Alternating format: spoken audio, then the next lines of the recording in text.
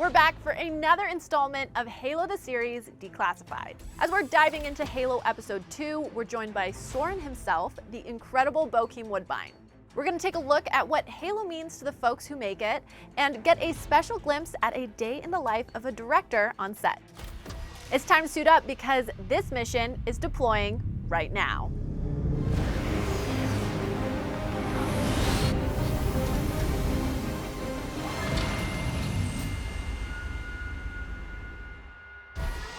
Welcome back to Reach, everyone. My name is Sydnee Goodman, and this is Halo the Series Declassified, the show where we go deep on every new episode of Halo, complete with visits from the cast and crew, celebrity guests, fan spotlights, and so much more. But before we get started, we've got a mission-critical update from the voice in the ear of Master Chief. What's up, Cortana? Hi there, Sydnee. It seemed wise to let your viewers know that beyond this point, they are entering treacherous territory. I urge you all to be on high alert. Be safe, Spartans. I know that sounded pretty grim, but she just means spoilers, people. There's gonna be spoilers from here on out, so if you haven't watched this episode yet, what the heck are you waiting for? But if you're fully caught up and ready to deploy, we've got an incredible guest for you today. In episode 2, you met Soren, a Spartan trainee alongside the future Master Chief. They may have a checkered past, but Chief still turns to Soren for help when he's in a bind. Check it out. Even though he went AWOL a long time ago, it seems it was inevitable that he'd be roped back into Halsey's world when the Chief comes to him for help. So without further ado, a huge welcome to Soren himself, Bokeem Woodbine. Hey Bokeem, welcome to Declassified. Thank you. Thanks for having me. Yeah, thanks for joining us. So first, I have to ask, how does it feel to step into a universe that is so beloved and iconic as Halo is? It was an honor, first of all, to get the call. I realize a lot of people have invested a lot of time, energy, and emotion into the world of Halo and its expansive lore. So I just wanted to tread carefully and make sure I wanted to honor myself, the opportunity, and the character to the best of my ability. Yeah, and I mean, it definitely comes through in your performance. Is there any different ways of preparation that you took, knowing that there is so much associated with the Halo lore and just so much attachment that fans already have? I approached it a little bit differently in so much as I wanted to really immerse myself into a sincere reflection of what it would be like to be in the future and to be this man. So in a bizarre kind of juxtaposed fashion, I separated myself from certain information and details. I wanted to bring Soren to life from a very organic place. So I just thought about things that I could relate to in my own personal life. And physically, the armor that we got fitted for over the course of several months, it took probably about 2 to 3 months of flying back and forth to London to get fittings and adjustments. So our armors are all custom made, designed to fit specific body type. They're not like a one size fits all kind of thing. Once you get the armor on, you feel how cumbersome it is. I realized I had to do different kind of workout routines to have some kind of mobility and be able to shake and bake a little bit in it. And it's not easy. So I was wearing a weight vest like 3 to 5 hours every day, just in my normal civilian life. I guess that was kind of the extent of my preparation. Oh, how interesting. So was there any normal civilian things that you found were especially difficult while wearing the weight vest? Yeah, feeling like it's worth getting up in the morning. No. But, you know, stuff like using the restroom, stuff like even brushing your teeth, or, you know, it's not easy, you know, just sitting in front of the TV drinking beer while you're wearing that weight vest, or trying to touch your toes or cook dinner. You know, it's all hard. It's all challenging. But after the third week, I started to settle into it. I started to feel a little bit more comfortable. And by the time we got in front of the camera, I was Johnny on the spot. Yeah, well, that's great. Very creative way to, I was gonna say torture yourself, but we'll say prepare. What about Soren made you want to take the role in the first place? What part of the character is the most attractive to you as an actor? The balance, and he's anchored by his love of his family. He likes fighting. He likes to fight. It's in his nature. He can't help it. It's just part of what he is. And at the same time, he's got a code. He's got a moral code, because as uncomfortable as it is and as it can be for him to look at himself in the mirror, he has to, and he's got to face himself. And that's a lot of different textures and, palettes to paint this character. I was really intrigued by the challenge. Yeah, I'm really excited to learn more about Soren as the season goes on, and I'm glad you brought up his moral code, because when we meet a younger Soren in this episode, he's already going AWOL. He is trying to get John, the future Master Chief, to join him in leaving the Spartan program, and you can tell this strong conviction that he has of ethics before duty. What's his perspective of the Spartan program in present day? I think he feels sorry for the Spartans because, freedom and liberty, individuality, are blessings. He's not capable of taking them for granted the way other people are, because he knows that these are things that come with a price that you have to sometimes fight for. Nobody knows more than him. And I think that he feels sorry that the Spartans don't know what things really smell like, what things really taste like, what things really feel like. He feels sorry for him. He probably teases them. He probably makes fun of them. He thinks, what a shame, poor guys walking around with that thing in your back. You don't know what living really is. Do you feel like Soren feels things and almost appreciates all of the things that the Spartans were missing? He almost embraces and has a greater appreciation for what he can now understand in humanity that he didn't get when he was in the Spartan program? Yeah, if you're able to liberate yourself from slavery, the air is always going to feel cooler, the breeze, than it will to somebody else who's born free. The food's always going to taste a little bit better to you than it will to somebody who kind of takes it for granted. It's just the way it works. Yeah, I'm so excited to learn more about Soren, especially like while we're chatting. I feel like you said texture earlier. I feel like clearly you've put so much texture into this character, so I cannot wait to learn more. Soren and Chief are reunited for the first time in years during this episode, and it's clear that, they share this intense and conflicted history together. How did you and Pablo prepare for your scenes together? Pablo's a beast, so, I don't know what his preparation is. I imagine dude sleeps standing up. We just get along naturally in our civilian life. It's just, that's my bro. So it's very easy to insinuate that vibe into the work, and we hung out and we did a fair amount of drinking together before we appeared on screen. I imagine that helped a bit too. And I don't know. I mean, we both came ready to rock. So I think as individuals, we took it very seriously, and we just happened to get along. So I think maybe that was the preparation. Well, when Soren and Chief reunite, we get to see Rubble, one of the coolest sets in the show. Can you tell us a little bit about what it was like walking onto this real practical set? I mean, the stage, I'm sure, was incredible. I got on that set and I said to myself, I've been in this business 30 years and I can't believe that they made this for little old me. You know what I mean?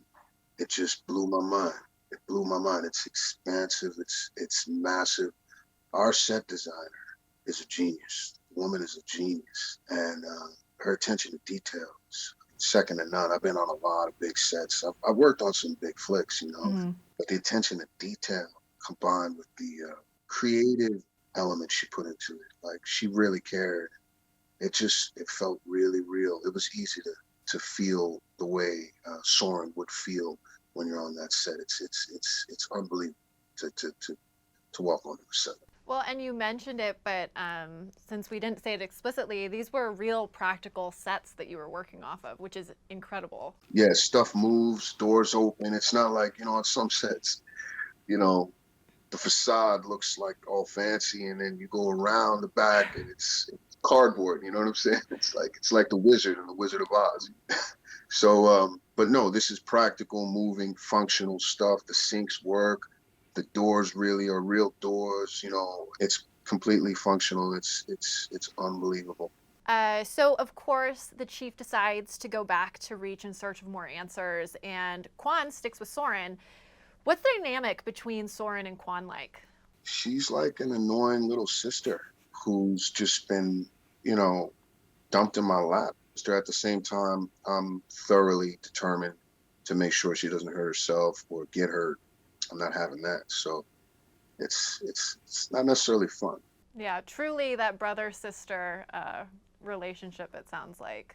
So again, without spoiling anything coming up, what are you most excited for fans to see, either from Soren specifically or from the show as a whole? I'm excited for fans to see how it progresses from episode 1 to the end of this first season. There's going to be a lot of unexpected changes. The VFX are going to be mind-blowing, from my humble estimation. And I think the dynamics between the characters, how their relationships expand and change and switch and all that is really going to be captivating. And I'm very much looking forward to seeing how fans enjoy the ride. Amazing. Well, Bokeem, thank you so much for giving us a peek into your prep and just talking to us and taking the time. I appreciate it. My pleasure. My pleasure. Thanks for having me. Thank you.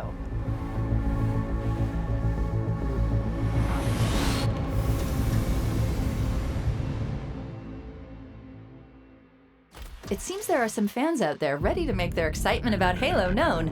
Initiating data uplink now.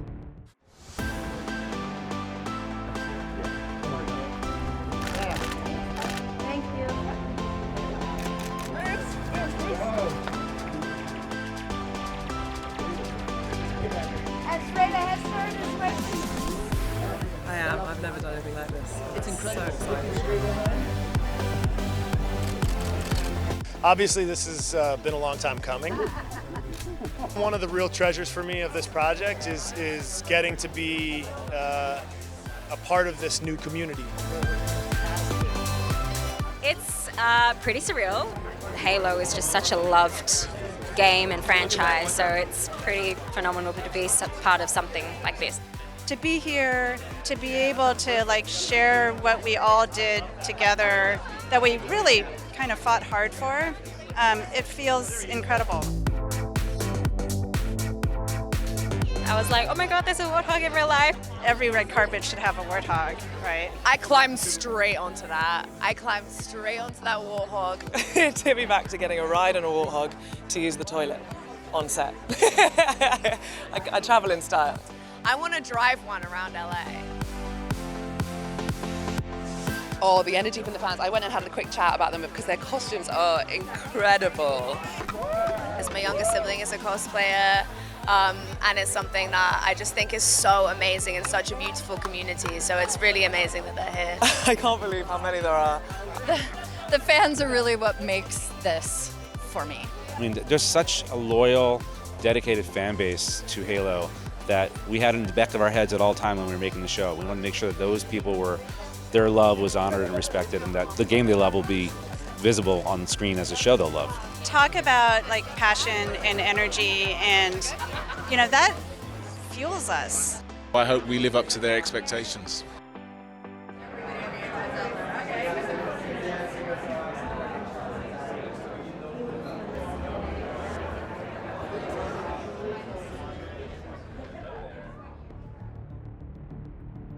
It was so good. I'm so excited. Oh, it's amazing. It's pretty awesome. Finally get to see it. Games my whole life since kids. Great. Looks great. Sounds great.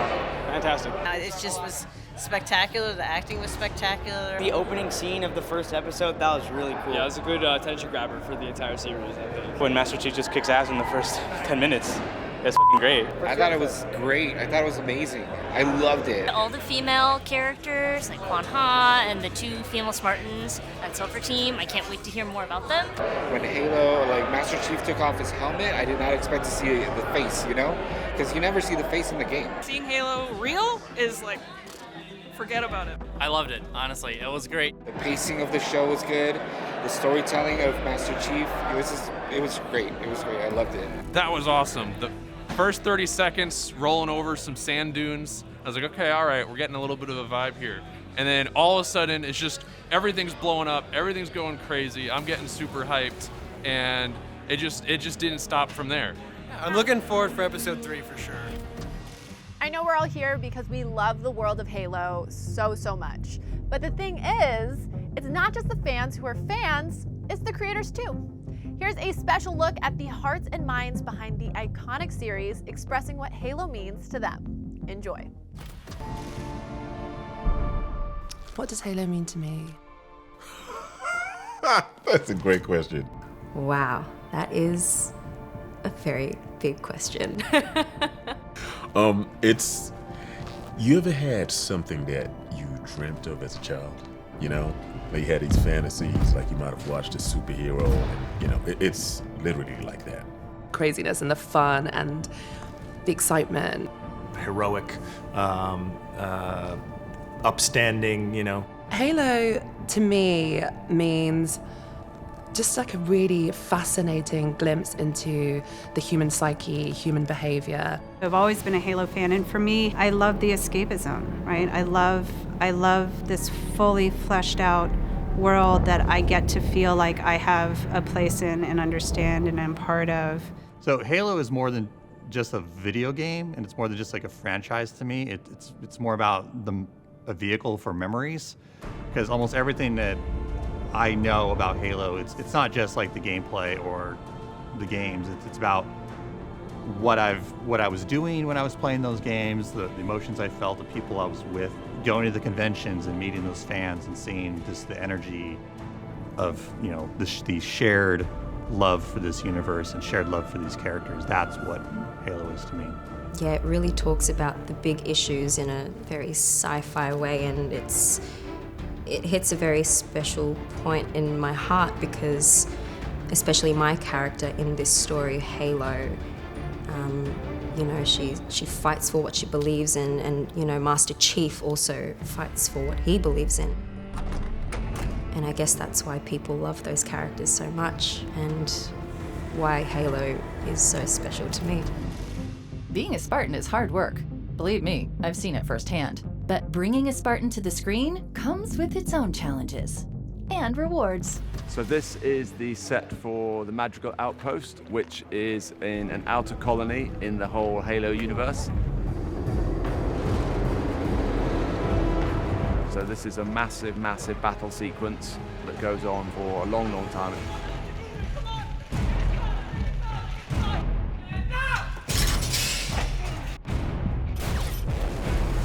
So we're piling down from up there.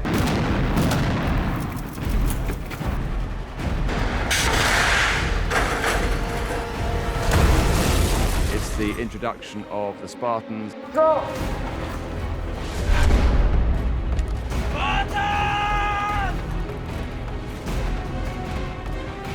That is good. It's the introduction of the aliens, the Covenant.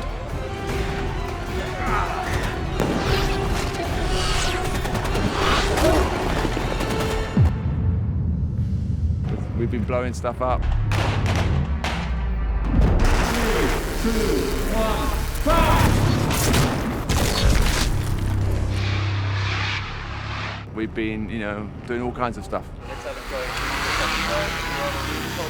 You then go and execute the one that killed Jin Ha. Yeah, next stuff, and then this is the next time you see me. Great. Thank you.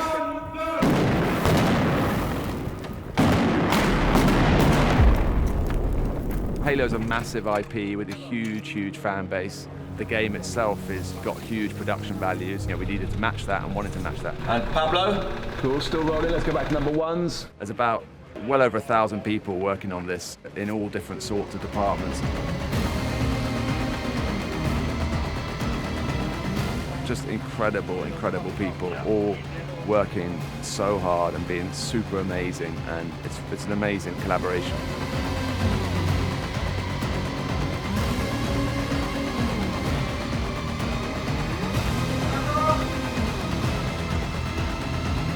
Action! If you came more this way, you could do a more impressive jump.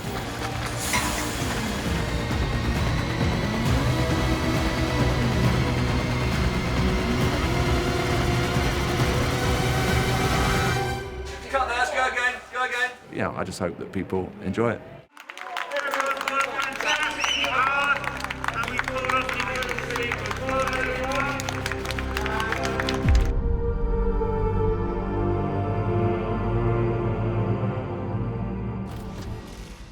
It's the end of the line for this episode of Halo the Series Declassified. A huge thank you to our special guest, Bokeem Woodbine, and of course, to all of you for watching.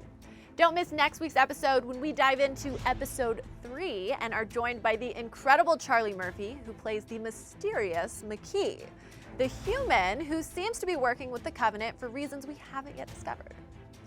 Don't forget, you can stream new episodes of Halo every Thursday exclusively on Paramount+. Until then, I'm Sydnee Goodman. Thank you so much for watching, and see you next time.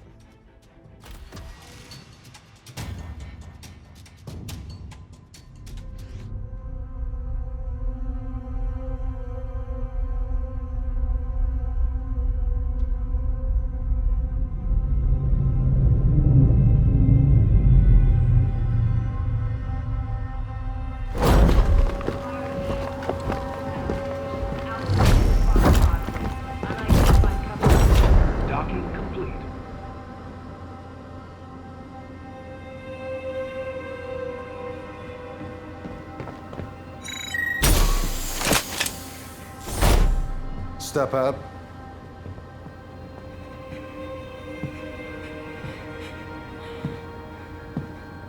Get on the ground. Search.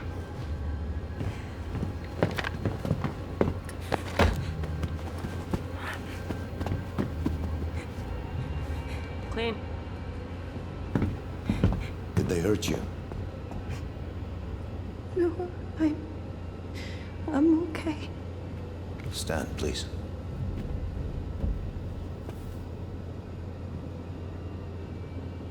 Welcome.